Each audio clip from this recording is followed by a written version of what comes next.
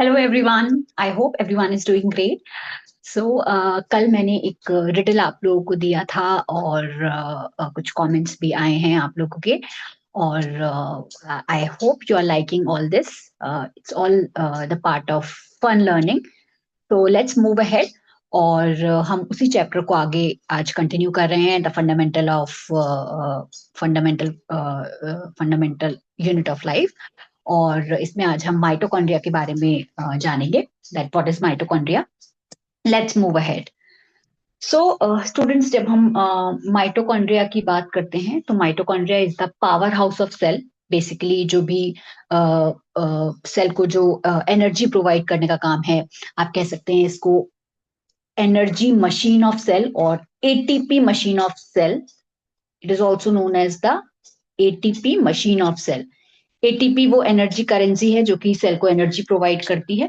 ATP machine of cell, right. तो mitochondria की जहां हम बात करते हैं तो माइटोकॉन्ड्रिया में दो मेम्ब्रेन होती हैं, एक आउटर मेम्ब्रेन होती है और एक इनर मेम्ब्रेन होती है। और इन दोनों मेम्ब्रेन के बीच की जो स्पेस होती है उसे हम कहते हैं इंटर मेम्ब्रेन स्पेस। इंटर जो वर्ड होता है स्टूडेंट्स, इसका मतलब होता है बिटवीन। बिटवीन मतलब इसके बीच का, right, between, inter membrane space. इसके अलावा जब हम माइटोकॉन्ड्रिया की बात करें तो माइटोकॉन्ड्रिया में एक फ्लूइड होता है जिसे हम बोलते हैं मैट्रिक्स, राइट। और इसमें राइबोसोम्स प्रेजेंट होते हैं। इसके अलावा आप जो देख सकते हैं कि इनर मेम्ब्रेन में किसी तरीके की इनफोल्डिंग्स प्रेजेंट हैं। इस तरीके से जो फोल्ड्स प्रेजेंट हैं या आप इनफोल्डिंग्स देख रहे हैं उसको हम बोलते हैं Christie. These are the inner membrane infoldings which we see in mitochondria. इसके अलावा इसमें ग्रैन्यूल्स प्रेजेंट होते हैं और एटीपी सिंथेज मटेरियल्स होते हैं, क्योंकि बेसिकली जो माइटोकॉन्ड्रिया का जो मेन फंक्शन है और आप कह सकते हैं प्राइम फंक्शन है वो यही है कि इसका काम है एक तरीके से एटीपी का प्रोडक्शन या फिर एनर्जी का प्रोडक्शन करने का काम कौन करता है? माइटोकॉन्ड्रिया करता है। Let's move ahead and understand more about it. तो माइटोकॉन्ड्रिया की जब हम बात करें तो माइटोकॉन्ड्रिया में आप देख सकते हैं जो इस तरीके की जो इनफोल्डिंग्स हो रही हैं, ये क्या ऐसा काम है जो कर रही हैं और किस तरीके से, मतलब इनका मेन पर्पस क्या है इन फोल्डिंग्स का? ये जो फोल्ड्स हैं स्टूडेंट्स, ये कहीं ना कहीं सरफेस एरिया को इंक्रीज कर रही हैं। सरफेस एरिया को इंक्रीज करके जो है इसमें एटीपी जो है वो जनरेट हो रहा है। तो बेसिकली इसका काम है सरफेस एरिया को इंक्रीज करना। सरफेस एरिया जितना ज्यादा इंक्रीज होगा उतना ज्यादा एटीपी का प्रोडक्शन जो है वो हो पाएगा। इसीलिए ये क्रिस्टी जो है वो ये फोल्ड्स जो है जो प्रेजेंट होते हैं जिनको हम बोलते हैं क्रिस्टी। इसके अलावा जब हम एनर्जी की बात करें तो जो भी एनर्जी जो इन एक्टिविटीज के लिए रिक्वायर होती है, जो वो रिलीज होती है एटीपी की फॉर्म में, जिसको हम बोलते हैं एडिनोसाइन ट्राइफॉस्फेट। इसकी फुल फॉर्म है एडिनोसाइन ट्राइफॉस्फेट। इसके स्ट्रक्चर के बारे में आप आगे हायर क्लासेस में पढ़ेंगे कि किस तरीके से ये स्ट्रक्चर होता है। और एटीपी को हम बोलते हैं energy currency of cell.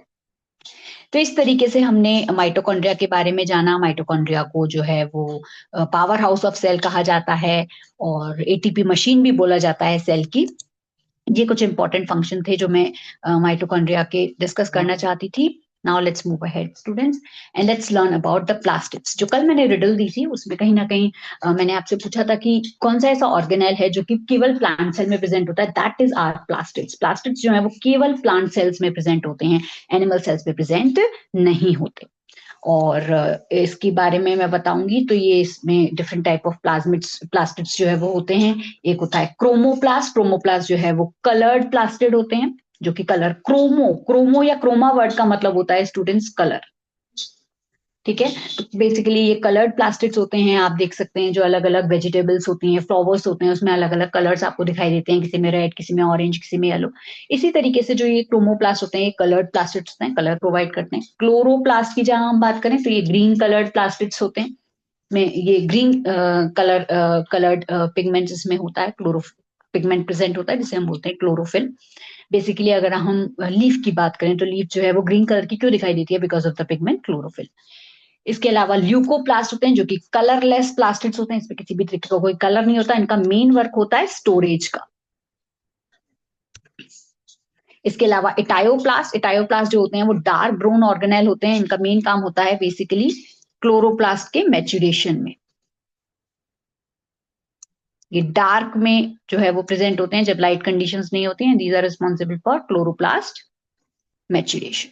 So that is about the plasmids. Let's move ahead and unfold more about these types of plasmids. किस तरीके से क्या क्या ल्यूकोप्लास्ट में क्या क्या ऐसे सब्सटेंसेस है जो स्टोर होते हैं. क्रोमोप्लास्ट किस तरीके से कलर प्रोवाइड करता है और क्लोरोप्लास्ट के बारे में भी अभी हम अनफोल्डिंग करेंगे. Let's move ahead students. तो जहां हम टाइप्स ऑफ प्लास्टिड्स की बात करते हैं, प्रोप्लास्टिड वो मेन प्लास्टिड होता है जहां से जो है वो प्लास्टिड का ओरिजिन हुआ है. आप कह सकते हैं ओरिजिन, राइट. लुकोप्लास्ट कलरलेस प्लास्टिड्स होते हैं, राइट. एटायोप्लास्ट जैसे कि मैंने आपको बताया डार्क ग्रोन. और अब हम बात करते हैं इसकी क्रोमोप्लास्ट की. क्रोमोप्लास्ट की जब हम बात करें कलर्ड प्लास्टिड्स होते हैं.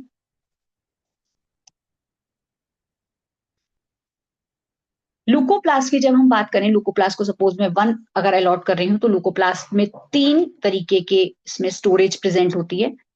1A, 1B and 1C. ठीक है. तो लुकोप्लास्ट में 1A में आपका होता है अमाइलोप्लास्ट. अमाइलोप्लास्ट का काम होता है कार्बोहाइड्रेट का स्टोरेज, राइट.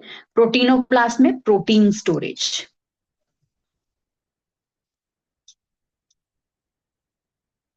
और इलायोप्लास्ट में फैट स्टोरेज. ठीक है. क्रोमोप्लास्ट की जब हम बात करें तो एक कलर्ड प्लास्टिड्स होते हैं. और कलर्ड प्लास्टिड्स किस तरीके से, जैसे कि अगर हम एग्जाम्पल की बात करें, सपोज मैंने एग्जाम्पल लिया टोमेटो का, राइट. तो आप देख सकते हैं कि टोमेटो में रेड कलर होता है. रेड कलर जो है वो टोमेटो के अंदर प्रेजेंट होता है. और ये रेड कलर होता है किसकी वजह से, लाइकोपीन की वजह से. तो ये लाइकोपीन को प्रोवाइड करने वाला कौन होता है, क्रोमोप्लास्ट होता है, जो कि इसको रेड कलर प्रोवाइड कर रहा है. सिमिलरली फ्लावर्स में और डिफरेंट फ्रूट्स में अलग अलग जो कलर प्रोवाइड करने का काम है वो कौन करता है, क्रोमोप्लास्ट करता है. अब हम बात करते हैं क्लोरोप्लास्ट की. तो क्लोरोप्लास्ट ग्रीन कलर पिगमेंट है. इसमें क्या होता है स्टूडेंट्स, फोटोसिंथेसिस का process.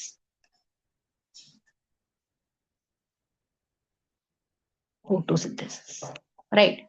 So that is about the types of plasmids. Proplastid जो कि ओरिजिन प्रोवाइड करता है. लुकोप्लास्ट के 3 टाइप्स, अमाइलोप्लास्ट, प्रोटीनोप्लास्ट और इलायोप्लास्ट. क्रोमोप्लास्ट का काम होता है कलर प्रोवाइड करने का. और क्लोरोप्लास्ट का काम होता है फोटोसिंथेसिस करने का. और टायोप्लास्ट जो है वो डार्क ब्राउन सीडलिंग्स में प्रेजेंट रहता है. Let's move ahead and understand more about this. अब बात करते हैं क्लोरोप्लास्ट की. तो जब हम क्लोरोप्लास्ट के स्ट्रक्चर को डिस्कस करते हैं स्टूडेंट्स, तो ये डबल मेम्ब्रेन स्ट्रक्चर होता है. एक इनर मेम्ब्रेन होती है, एक आउटर मेम्ब्रेन होती है, राइट. इसके अलावा इन दोनों के बीच में जो स्पेस होती है उसे हम बोलते हैं इंटर मेम्ब्रेन स्पेस. इंटरवर्ड जैसे कि मैंने आपको बताया बीच का. और ये जो है इसमें इस तरीके से जो स्ट्रक्चर्स जो है वो प्रेजेंट होते हैं, प्रेजेंट रहते हैं. तो अगर हम फ्लूइड की बात करें, जो इसके अंदर जो एक, जैसे कि हमने माइटोकॉन्ड्रिया में देखा था, तो माइटोकॉन्ड्रिया में क्या होता है, मैट्रिक्स होता है. सिमिलरली इस तरीके से जो जेल लाइक फ्लूइड होता है जो कि क्लोरोप्लास्ट को सराउंड करता है, उसको हम बोलते हैं स्ट्रोमा. आगे जाकर के आप इसमें पढ़ेंगे भी कि स्ट्रोमा में फोटोसिंथेसिस का कौन सा ऐसा पार्ट है जो स्ट्रोमा में होता है. और इसके अलावा अब हम बात करते हैं थाइलाकॉइड की. तो आप देख सकते हैं थाइलाकॉइड इस तरीके से डिस्क शेप स्ट्रक्चर प्रेजेंट होता है. इस डिस्क शेप स्ट्रक्चर को स्टूडेंट्स आप ऐसे भी समझ सकते हैं, सपोज आपने क्वाइन देखा है, तो जो क्वाइन हुआ सिंगल क्वाइन उसको हम बोलेंगे थाइलाकॉइड. लेकिन जब मैं क्वाइन का स्टैक बना लूं और उस स्टैक को जब मैं देखूं, उसको हम बोलते हैं स्टूडेंट्स ग्रेनम, राइट. और कई सारे ग्रेनम मिलकर के क्या बना देते हैं, ग्रेनम. ग्रेनम क्या है स्टूडेंट्स, सिंगुलर फॉर्म, राइट. अच्छा, दो जो ग्रेनम होते हैं उनको कनेक्ट करने वाली जो एक लेमिली होती है उसे हम बोलते हैं स्ट्रोमा लेमिली. क्या बोलते हैं स्टूडेंट्स हम उसे, स्ट्रोमा लेमिली. तो इस तरीके से जो है वो क्लोरोप्लास्ट का स्ट्रक्चर जो है वो प्रेजेंट होता है. Let's move ahead and unfold more about it. अब क्लोरोप्लास्ट की जब हम बात करें तो क्लोरोप्लास्ट के बारे में जैसे कि मैंने आपको बताया कि डबल मेम्ब्रेन बाउंड ऑर्गेनेल है. फ्लूइड इसमें प्रेजेंट होता है जिसे हम बोलते हैं स्ट्रोमा. इसमें डिस्क शेप स्ट्रक्चर प्रेजेंट होता है जिसे हम बोलते हैं थाइलाकॉइड. अब थाइलाकॉइड की एक इंपॉर्टेंस है स्टूडेंट्स की, थाइलाकॉइड जो होते हैं उसमें क्लोरोफिल पिगमेंट जो है वो प्रेजेंट रहता है. ये जो क्लोरोफिल है ये बहुत इंपॉर्टेंट रोल प्ले करता है. और फोटोसिंथेसिस जो है वो प्लांट्स में जो कैरी आउट होता है वो क्लोरोप्लास्ट में ही होता है. इसी वजह से इसको बोला जाता है किचन हाउस ऑफ सेल, क्योंकि फोटोसिंथेसिस के थ्रू जो है वो शुगर का प्रोडक्शन होता है और बेसिकली जो खाना प्रोवाइड करने का काम है प्लांट्स को, वो फोटोसिंथेसिस के प्रोसेस के थ्रू होता है, जो कि क्लोरोप्लास्ट करता है। इसी वजह से इसको बोला जा रहा है kitchen house of plant cell, kitchen house of plant cell, right. और थाइलाकॉइड्स के जो स्टेक्स होते हैं उन्हें बोला जाता है ग्रेना। इसके अलावा क्लोरोफिल के अलावा स्टूडेंट्स, क्लोरोफिल एक ग्रीन कलर्ड पिगमेंट है, राइट। इसके अलावा इसमें येलो कलर और ऑरेंज कलर के पिगमेंट्स जो है वो प्रेजेंट रहते हैं, जिनको हम बोलते हैं स्टूडेंट्स जेंथोफिल।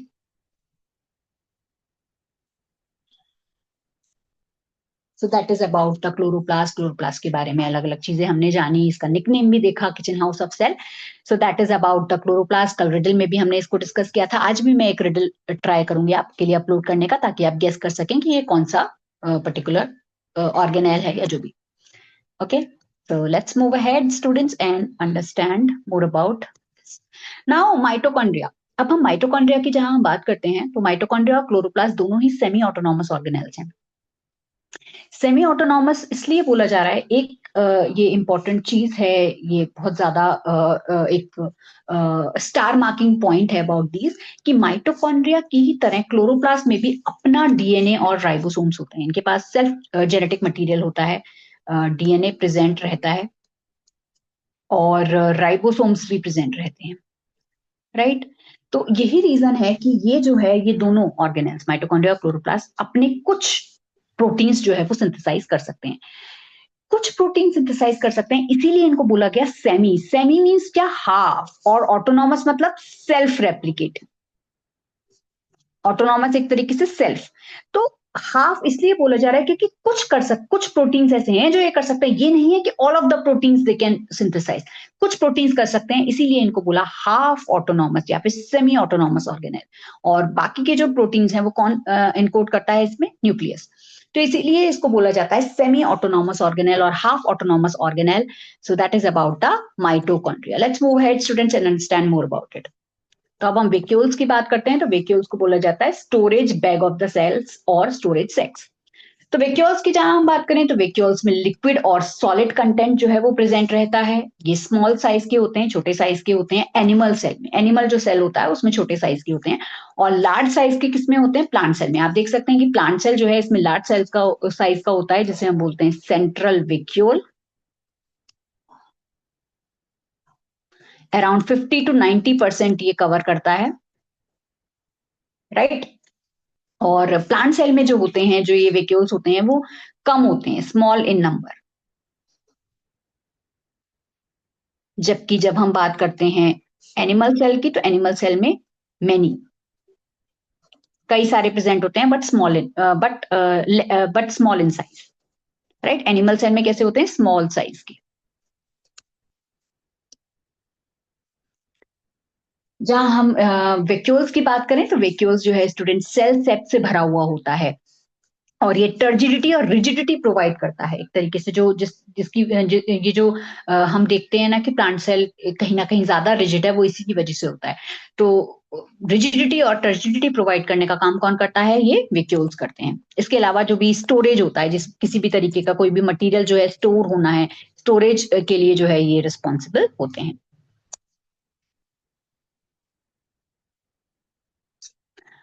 अब बात करते हैं इसके स्टोरेज की, कि इसके स्टोरेज में क्या क्या ऐसी चीजें हैं जो प्रेजेंट रहती हैं। अब हम बात करते हैं इसकी, तो इसके अंदर अमाइनो एसिड्स होते हैं, शुगर प्रेजेंट रहती है, ऑर्गेनिक एसिड्स प्रेजेंट होते हैं, कुछ प्रोटीन्स भी ऐसे हैं जो इसमें प्रेजेंट रहते हैं।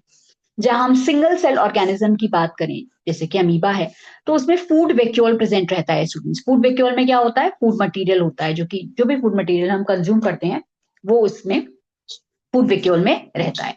इसके अलावा स्पेशलाइज वेक्यूल जो है ऑल्सो एक और इसके अलावा प्रेजेंट रहता है, जिसे हम बोलते हैं कॉन्ट्रेक्टाइल वेक्यूल। इस कॉन्ट्रेक्टाइल वेक्यूल का काम होता है स्टूडेंट, जो भी एक्सेस वाटर है, जो एक्सेस में जो पानी है और जो वेस्ट है, उसको सेल से बाहर निकालने का काम कौन करता है? कॉन्ट्रेक्टाइल वेक्यूल करता है। और ये जो प्रोसेस होता है स्टूडेंट्स, इसको बोला जाता है osmo regulation. Please note down, इसको बोला जाता है students osmo regulation. You can also compile this in your notes कि इस प्रोसेस को बोला जाता है ऑस्मो रेगुलेशन। तो मेन जो कॉन्ट्रेक्टाइल वेक्यूल है उसका मेन वर्क है, मेन फंक्शन आप कह सकते हैं वो है ऑस्मो रेगुलेशन, जिसमें वो एक्सेस वाटर और जो वेस्ट है वो सेल के बाहर निकालता है, right. So that is about this. तो अमीबा के बारे में जहां हम देखें तो फूड वेक्यूल, जिसके बारे में हमने ऑलरेडी डिस्कस किया था जब हमने एंडोसाइटोसिस के बारे में जाना था, तो फूड वेक्यूल के साथ कंबाइन करके फूड वेक्यूल में जो है जो फूड जो कंज्यूम किया जा रहा है वो फूड वेक्यूल में आता है। फर्दर वो फेगोसोम की फॉर्मेशन करता है, लाइजोसोम के साथ जो है वो फ्यूज हो जाता है, फेगोलाइजोसोम की फॉर्मेशन करता है और जो है उसका एक्सोसाइटोसिस हो जाता है। इसके अलावा कॉन्ट्रेक्टाइल वेक्यूल, जैसे कि मैंने अभी डिस्कस किया, इसका मेन काम होता है जो एक्सेस वाटर है, वेस्ट है, उसको सेल के बाहर निकालना। So that is about this vacuole. I hope you're getting all those important points which I have tried to mention in these slides. And now let's move ahead. अब हम बात करते हैं स्टूडेंट सेल डिवीजन की। तो cell division भी एक बहुत इंपॉर्टेंट प्रोसेस है। अब बात यह आती है कि सेल डिवीजन क्यों इंपॉर्टेंट है, why the cell needs to be divided. उसका कारण ये है स्टूडेंट्स, क्योंकि नए जो सेल्स होते हैं वो ऑर्गेनिजम्स में फॉर्म होते हैं इन ऑर्डर टू ग्रो करने के लिए, रिप्लेस करने के लिए ओल्ड जो पुराने हैं, डेड और इंजर्ड जो सेल्स हैं उनको रिप्लेस करने के लिए। इसके अलावा नए सेल्स की जो फॉर्मेशन होती है वो भी किसके थ्रू होती है स्टूडेंट, सेल डिवीजन के थ्रू होती है। दो टाइप्स ऑफ सेल डिवीजन होते हैं, माइटोसिस और मियोसिस। ये समझते हैं माइटोसिस और मियोसिस के बारे में। तो माइटोसिस की जहां हम बात करते हैं तो माइटोसिस क्या है स्टूडेंट, सेल डिवीजन का प्रोसेस है जो कि ग्रोथ और रिपेयर के लिए रिस्पॉन्सिबल होता है। जबकि जब हम मियोसिस की बात करें तो वो रिप्रोडक्शन के लिए रिस्पॉन्सिबल होता है, गैमीट के फॉर्मेशन के लिए रिस्पॉन्सिबल होता है, for gametes formation, right. Gametes कौन से होते हैं स्टूडेंट्स, गैमीट्स स्पर्म्स एंड ओवा। इसके अलावा जब हम माइटोसिस की बात करें तो माइटोसिस जो है वो सोमैटिक सेल्स में होता है, अदर देन जर्म सेल्स यानी रिप्रोडक्टिव सेल्स। रिप्रोडक्टिव सेल्स के अलावा जो सेल्स होती हैं उन्हें बोला जाता है सोमैटिक सेल्स, राइट। और मियोसिस जो है वो कैरी आउट होता है रिप्रोडक्टिव सेल्स के द्वारा, या फिर हम उन्हें जर्म सेल्स भी बोलते हैं। इसके अलावा माइटोसिस जो है ये ऐसा प्रोसेस होता है जिसमें हर जो सेल है स्टूडेंट्स, उसमें जो मदर सेल है वो डिवाइड करके दो आइडेंटिकल डॉटर सेल्स बना देते हैं। दो सेम डॉटर सेल्स जो है वो इनमें फॉर्म होते हैं, क्योंकि जो पेरेंटल जो सेल होता है यानी जो मदर सेल होता है, सपोज वो 2n है यानी वो डिप्लॉइड क्रोमोसोम है, तो इसके केस में जो डॉटर सेल्स जो होंगे उनमें भी सेम नंबर ऑफ क्रोमोसोम्स रहेंगे। इसी वजह से इसको बोला जा रहा है इक्वेशनल डिवीजन, क्योंकि जो नंबर ऑफ क्रोमोसोम्स है वो पेरेंट सेल के इक्वल है, बिल्कुल इक्वल है। 2n है तो डॉटर सेल में भी 2n ही जा रहा है, तो इसी वजह से इसको बोला जा रहा है इक्वेशनल डिवीजन। जबकि जब हम मियोसिस की बात करते हैं स्टूडेंट्स, तो मियोसिस में दो कंसेक्यूटिव डिविजन होते हैं। कंसेक्यूटिव का मतलब होता है लगातार, और आप कह सकते हैं कंटिन्यूअस, राइट। तो इसमें मियोसिस 1 और मियोसिस 2 होता है, और इसको बोला जाता है रिडक्शनल डिवीजन। रिडक्शनल डिवीजन इसको इसलिए बोला जा रहा है क्योंकि जो डॉटर सेल्स होती हैं स्टूडेंट्स, उसमें half the number of chromosomes होते हैं, आधे नंबर ऑफ क्रोमोसोम्स होते हैं। सपोज पेरेंट सेल में अगर 2n है तो डॉटर सेल में क्या आएगा, n। Number of chromosomes half हो जाएंगे। आइए इसको इलेबोरेट करते हैं। तो माइटोसिस क्या होता है स्टूडेंट्स, जैसे कि मैंने आपको बताया, ग्रोथ और रिपेयर के लिए रिस्पॉन्सिबल होता है, रिप्रोडक्शन या फिर गैमीट की फॉर्मेशन के लिए होता है। माइटोसिस एक इक्वेशनल डिवीजन है, जबकि मियोसिस एक रिडक्शनल डिवीजन है। माइटोसिस में सेम नंबर ऑफ क्रोमोसोम्स होते हैं, जबकि मियोसिस में half the number of chromosomes होते हैं।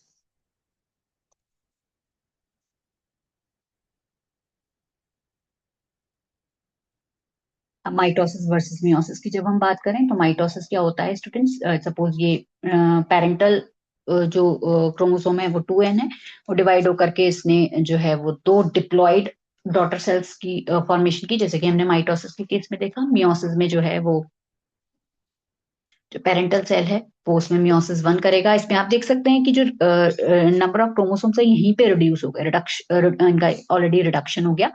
और फिर मियोसिस 2 जो होता है वो it is similar to mitosis. Meiosis 2 जो होता है ना स्टूडेंट्स, ये माइटोसिस के सिमिलर होता है,